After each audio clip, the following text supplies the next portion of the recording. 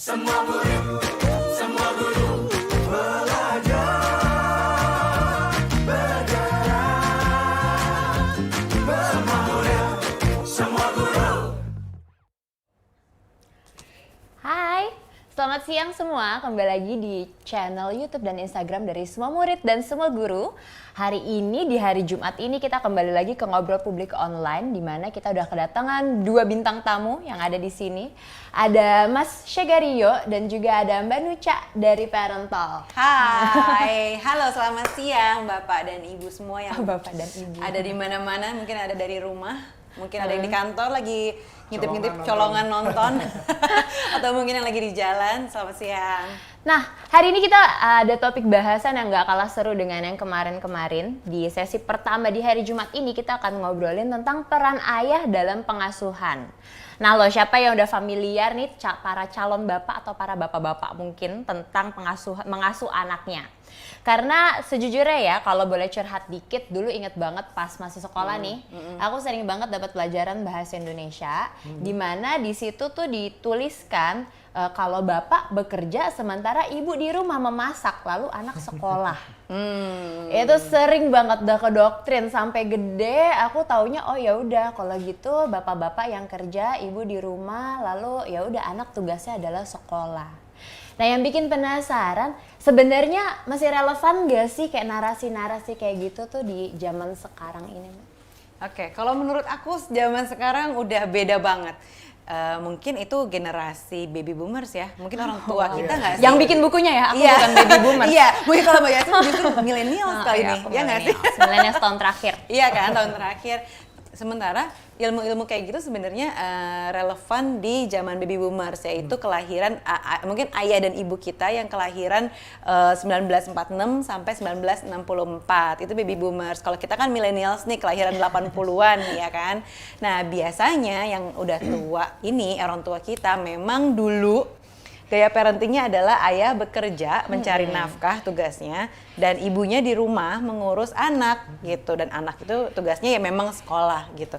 Kalau sekarang millennials beda banget. Beda banget. Beda banget. Misalnya apa tuh Bang? Beda. Dari pengasuhannya ayah bisa aja ada di rumah dan kerja dari rumah. Kerja dari rumah. Iya, dan ibu yang di kantor, atau misalnya ibu juga di rumah dan ada di kantor atau di kantor, terus anaknya sekolah tetap gitu. Artinya dalam hal ini ada perbedaan antara bahwa yang bekerja itu bukan cuma ayah, tapi juga ayah dan ibu. Terus udah gitu yang di rumah itu nggak selalu ibu, tapi bisa aja sekarang ada stay at home dad. Jadi ayah yang di rumah. Tapi bukan berarti misalnya nggak ngapa-ngapain sama sekali, enggak. Cuman pekerjaan-pekerjaan zaman sekarang yang memungkinkan ayah buat bekerja dari rumah gitu. Jadi yang ngerasa stay at home dad itu adalah pengangguran, gak bisa ngapa-ngapain, Anda salah ya. Salah. Salah besar. Jadi sekarang tuh juga zamannya pekerjaan-pekerjaan tuh bisa kerjakan dari mana aja ya? Dari mana aja. Karena kayaknya sekarang berkembang banget profesi-profesi ayah yang dulu cuman mungkin bisa dikerjain di kantor, tapi sekarang kan kita udah punya teknologi laptop, terus kita bisa email-emailan dan lain-lain, itu yang bisa dikerjain dari rumah, tetap kerjaan selesai, kerjaan beres, dan jenis pekerjaan udah macem-macem yang sekarang bisa di rumah ada wifi, ya nggak sih, nggak perlu lagi harus mengandalkan internet kantor gitu, atau internet warnet misalnya, ya kan? Wow, warnet, so long time ago kayaknya ya. Jadi kalau itu tuh biasanya aku nambahin sedikit bahwa kejadian seperti itu biasanya diakibatkan aku kan aku menjadi anak dari bapakku dan sekarang sudah menjadi bapak dari anakku. Nah itu kan menjadikannya dulu tuh aku dapat perhatian yang secara hands on-nya bapaknya tuh kurang. Jadi bagi bapakku dulu adalah yang penting food is on the table gitu, makanan ada di itu, bapak kerja beres membawa penghasilan yang cukup, anak sekolah, anak hidup segala macam. Tapi akibatnya aku merasa kurang nih attachment ke orang tua, justru lebih dekat ke ibu daripada ke bapak karena yang sehari-hari dilihat dan ada adalah ibu. Ibu, iya. Saya mau break circle itu gitu, cycle itu mau saya break. Jadi saya mau anak saya inget gitu, nanti anak mau ada apa kejadian sama bapaknya itu lebih memorable, lebih bisa diceritain lagi, lebih bisa dikenang segala macam. Jadi saya memutuskan untuk kayak membagi waktu kerja itu dikurangin dengan waktu yang sama keluarga dibanyakin. Jadi biasanya sih seperti itu, karena orang tuanya, bapaknya itu cuek dulu, akhirnya anak yang sekarang mau ngubah ke anaknya gitu. Biasanya Biar kayak nggak gitu. terulang lagi. Iya, betul. Ya, jadi lebih jadi hands on that, yang lebih megang Iya. anak-anaknya. Tapi penasaran, kan dulu Mas Aryo bilang bahwa banyaknya dipegangnya oleh diasuhnya oleh ibu. Tapi sebenarnya ada nggak sih perbedaan antara anak yang diasuh sama ayah, anak yang diasuh sama ibu? Beda sih. Oh ya? Kita sih nggak percaya anak yang diasuh. Kalau bisa sih anak memang harus diasuh Diasuh bapak dua-duanya. dan ibu. Ada gayanya masing-masing yang sebenarnya tanpa direncanakan itu sudah kayak secara alami berubah sendiri, beda sendiri. Bapak bisa lebih yang aktif misalnya yang berhubungan dengan olahraga atau motorik sistem atau yang ngajak jalan-jalan bergerak misalnya, atau ibu yang lebih lebih dekat, lebih mengasuh seperti memandikan, mengurus seperti itu juga bisa. Tapi sebenarnya bukan kayak direncanakan sih, memang karena alamiahnya pengennya seperti itu gitu. Jadi atau bisa dibicarakan dengan antara orang tuanya bahwa perannya tuh yuk kita mau yang mana nih, bapak mau apa, ibu mau apa. Kalau aku juga ngeliat gitu sih sebenarnya dari anak-anakku sendiri, kalau misalnya lagi sama ibunya, gaya atau aktivitasnya seperti ini nih. Tapi kalau misalnya lagi sama bapaknya aja, karena anak-anakku suka pergi sama bapaknya aja, itu gayanya seperti itu gitu. Misalnya nih, kalau misalnya sama ibunya, itu mandi, baju tuh udah rapih gitu kan. Baju nih atasan matching sama bawahan. Nanti kita pergi kemana, supermarket, belanja, dan aktivitas yang sebenarnya lebih sifatnya keibuan gitu. Sementara kalau sama bapak-bapak mungkin akan lebih fun, lebih bebas. Sampai tuh kalau misalnya pakai baju karena bapaknya yang nyiapin, itu akan nggak matching misalnya gitu. Akan nggak matching gitu misalnya. Bajunya atas garis-garis, bawah misalnya garis-garis warna-warni gitu kan. Nah, ini kan gaya-gaya yang udahlah, yang penting kan bener dong pakai baju atas bawah bener Yang kan. penting ya atas dan bawahnya ya. Gitu. Sekarang tuh kelihatan banyak bapak lebih seru, ibu lebih nakutin ya. Nah, kayak gitu. Bener. Karena itu, dan bapak tuh lebih fun. Jadi untuk ngajakin anak pergi lebih sesuatu yang menyenangkan, adventurous gitu. Kalau sama ibu tuh lebih hati-hati, awas ya, hati-hati jatuh, hati-hati ini gitu. Karena ibu lebih kebanyakan lebih banyak hati-hatinya, banyakan kepikiran kali ya. kecemasannya ya. Kecemasannya lebih banyak. Sementara kalau sama bapak tuh bebas gitu. Oke. Nah, ini bapak-bapak, ibu-ibu atau calon bapak-bapak, ibu-ibu yang pingin nanya bisa langsung ke komen aja, nanti akan aku tanyakan langsung ke para narasumber kita.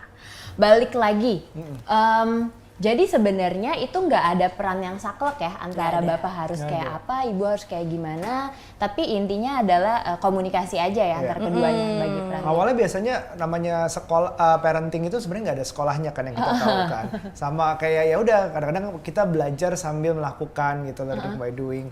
Tapi sesuatu itu biasanya lahir secara alamiah gitu. Oh iya bapak biasanya begini, ibu biasanya begini. Tapi ternyata kalau kita menemukan di jalan bahwa itu nggak cocok ke anaknya atau nggak cocok di orang tuanya, aku nggak cocok nih kayaknya jalan-jalan sama anak sendiri, aku yang di rumah aja deh masak. Bisa aja, nggak ada salahnya itu. Yang penting dikomunikasikan ke ibunya yang cocok buat mereka, orang tuanya dan anaknya.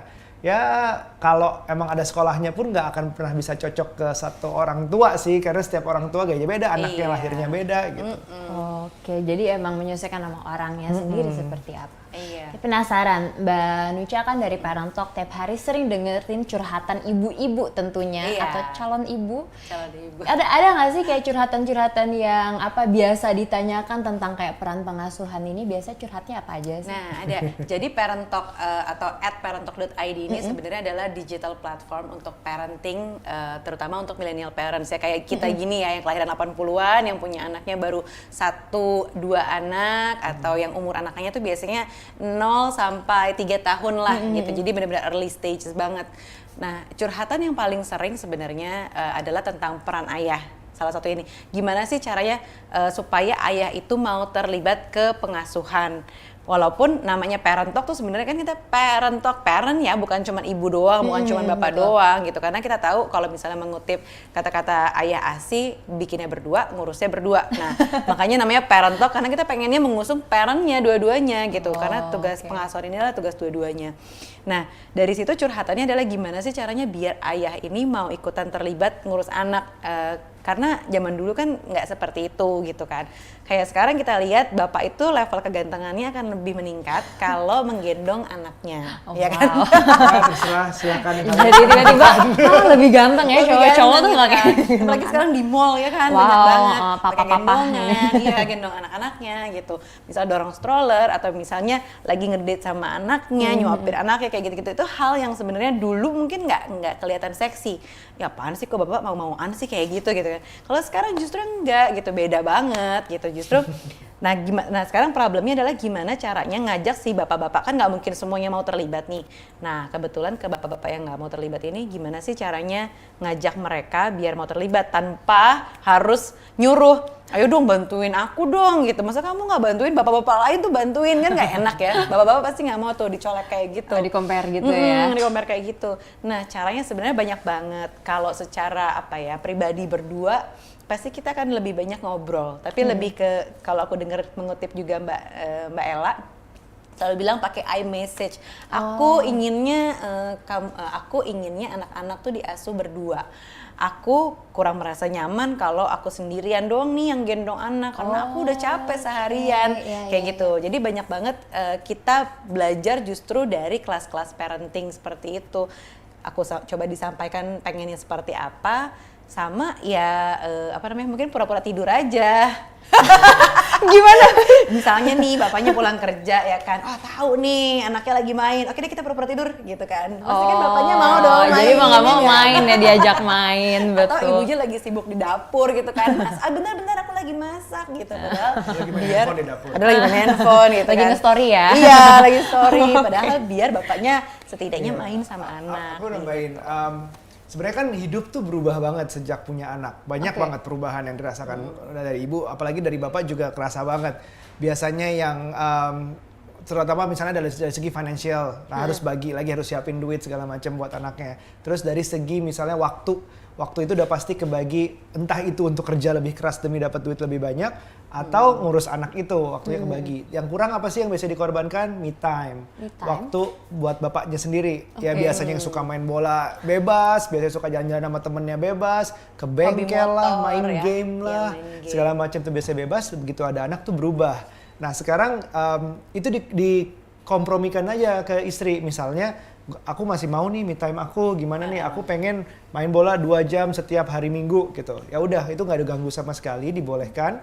Dengan syarat mungkin istrinya akan aku minta diurus anak yang kalau lagi ini ya, misalnya ditemenin ke sekolah, diantar sekolah atau apapun itu dikompromikan. Jadi kayak ada waktunya menang buat sendiri, ada waktunya dikorbankan buat keluarga gitu. Iya, jadi biar win-win solution gitu. Win-win. Biar bapak seneng dulu aja. Asal bapak senang. Asal bapak seneng dulu. Nanti bapak harus membuat senang gitu.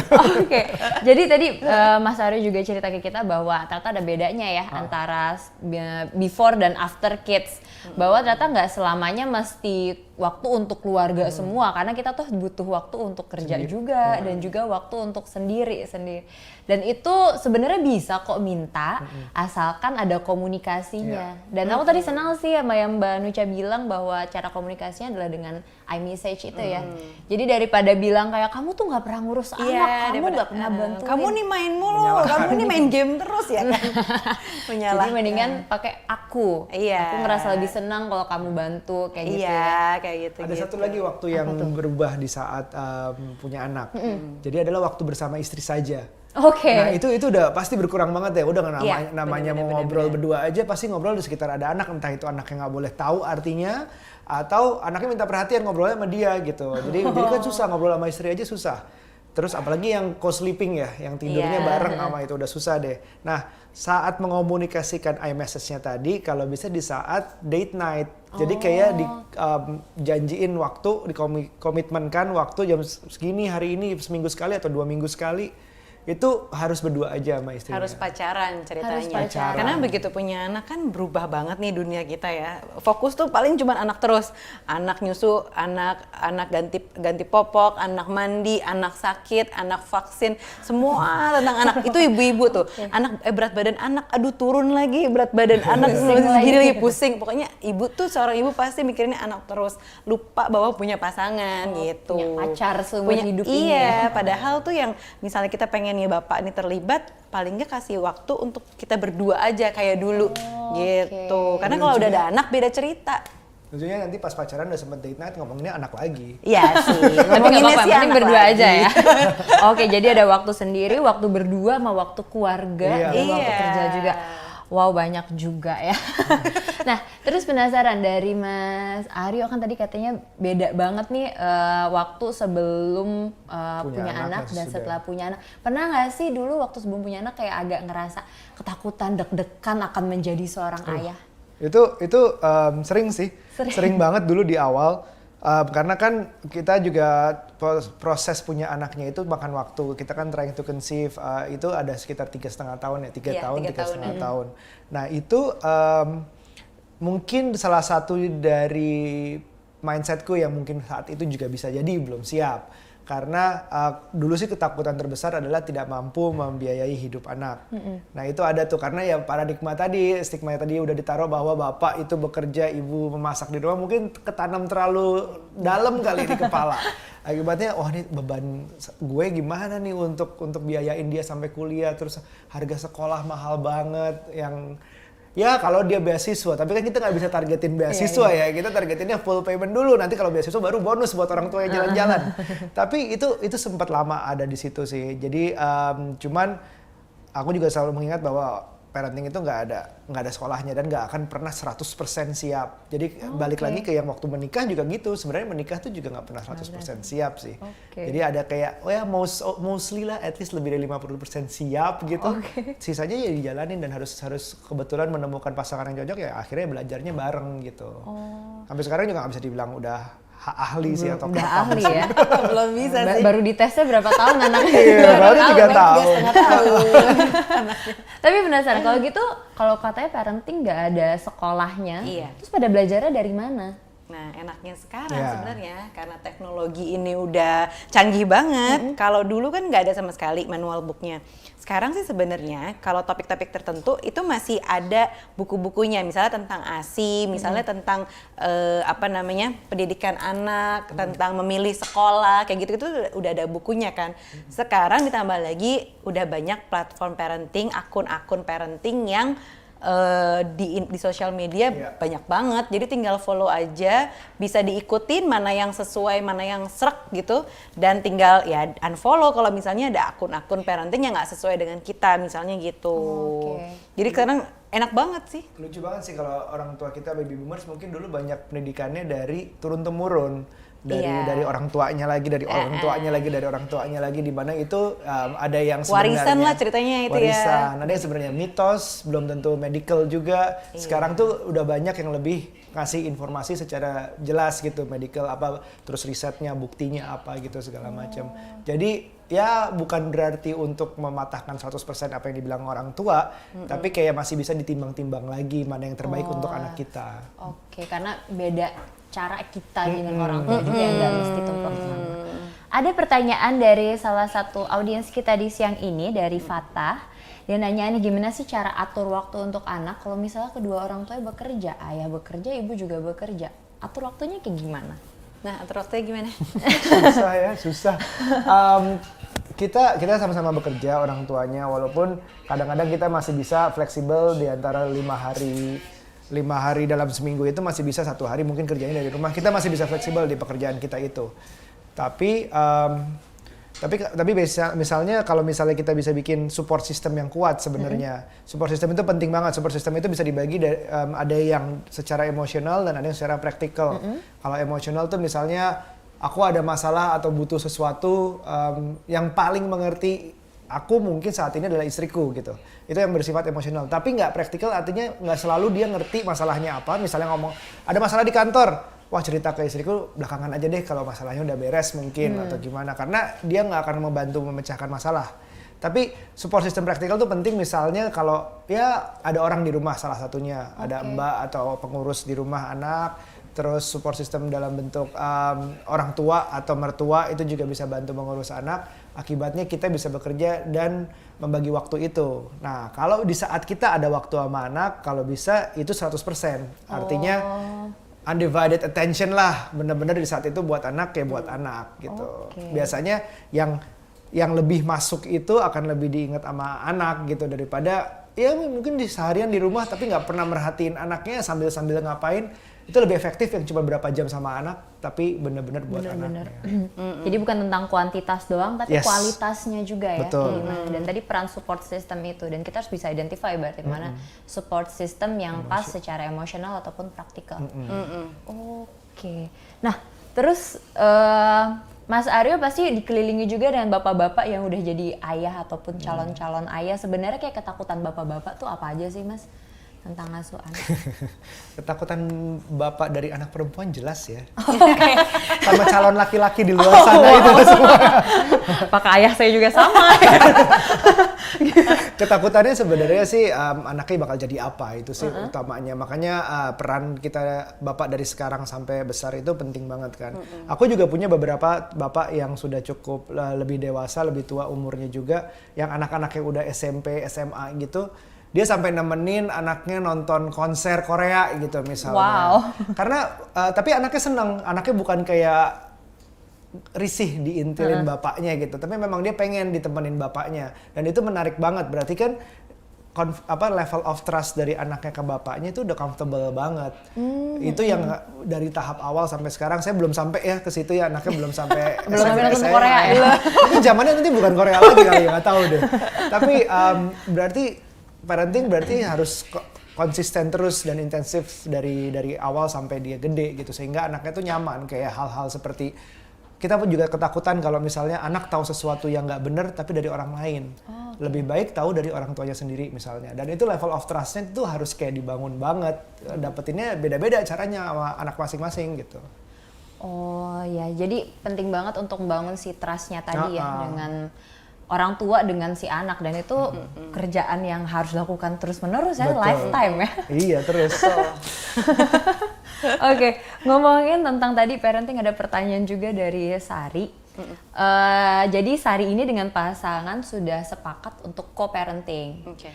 Tapi mertuanya bilang bahwa dia tuh nggak bisa, nggak capable. Nah, itu harus gimana ya? Ini masalah mertua berarti ya. Sebenarnya masalah mertua nggak apa-apa, kita bahas aja. Oke. Gimana Silakan. tuh? Sebagai yang udah sering menanggapi curhatan pasti. Ntar dulu, Silakan. kalau soal co-parenting ini dalam skopnya gimana? Karena ada juga sekarang itu yang udah bercerai tapi mereka memutuskan untuk co-parenting. Jadi artinya masih membesarkan anaknya, mereka berperan tetap kayak bapak dan ibu, berhubungan baik, tapi ya mereka udah bercerai. Nah, ini co-parenting di sini dalam artian Kebetulan tidak diberitahu. ya tidak tahu. Jadi asumsinya sih itu sih kayaknya. Iya, mungkin. Jadi yang keberatan mungkin hak asuh ada di ibunya, yang mertuanya keberatan mungkin. Oh, oke. mantan mertua. Berarti asumsinya ini udah bercerai. mungkin sudah bercerai, karena co-parenting itu biasanya dilakukan karena setelah bercerai gitu kan. Tapi menarik karena kita Mengasuh juga bersama. ngomongin ayah misalnya jadi single parent ini kan ngomongin. Iya. Nah, masalah dengan mertua memang sih itu nggak gampang, apalagi misalnya sudah bercerai menjadi single parent. Untuk gimana ya? Pada saat kita misalnya menikah pun permasalahan itu biasanya bukan cuma dari diri kita berdua dan bukan cuma dari anak, tapi juga problem dengan mertua, apalagi yang misalnya masih tinggal satu rumah dengan mertua. Itu udah problem sendiri tuh. Kalau misalnya udah tinggalnya terpisah dari mertua, mungkin masih sedikit lebih aman gitu. Okay. Tapi yang baik sebenarnya hubungan dengan mertua kan bisa melalui si pasangannya nih. Kalau misalnya kita ngerasa nggak nyaman dengan mertua, misalnya ada perlakuan atau kata-kata yang nggak nyaman, biasanya aku mencoba sampaikan ke suamiku. Abis gimana pun dia kan tetap anaknya. Memang nggak akan langsung nyampein, "Ma, jangan gitu dong sama Nucha," misalnya gitu ya. "Jangan gitu dong sama Nucha. Masa gini-gini." Justru kan seorang ibu pasti akan, kok dia ngebelain istrinya sih daripada ibunya gitu kan. Justru tujuannya bukan untuk malah semakin bikin emosi, tapi ya nengahin aja. Jadi sebagai suami, pasangan itu jadi mediator. Sebisa mungkin biar hubungannya tetap harmonis, ya jaga jarak biar aman misalnya. Kadang terlalu deket jadinya sensi, tapi terlalu jauh misalnya sama sekali misalnya nggak pernah ketemu sama mertuanya gitu kan. Kadang mertua pengen ketemunya sama cucu kan. Kalau dikasih jarak itu udah pasti bakal jadi masalah baru. Tapi ya gimana pun coba jalaninnya sesuai dengan kesepakatan, misalnya seminggu sekali ketemu, 2 minggu sekali ketemu. Jadi biar tetap nggak ada jarak antara cucu dan dengan neneknya atau kakeknya gitu. Karena mereka kan pengennya ketemu sama cucu.